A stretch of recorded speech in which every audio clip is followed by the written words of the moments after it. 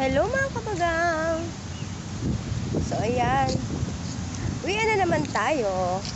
At masaya tayo today kasi it's Friday. So it means kapag Friday, kinabukasan ay off ko. Yay! Makapagpahinga rin.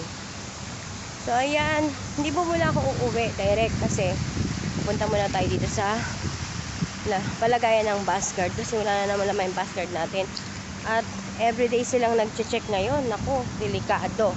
Kaya kailangan lagi may laman yung ating bus guard. Dahil everyday, every night nag-checking sila. Ano sila kahigpit ngayon dito sa Abu Dhabi. Kaya kayo guys, lagi nyo lagyan yung inyong bus guard at lagi mag-tap. Ayan mga kabagang, nandito tayo sa loob ng bus stop. Syempre maglalagay tayo ng laman ng ating bus guard.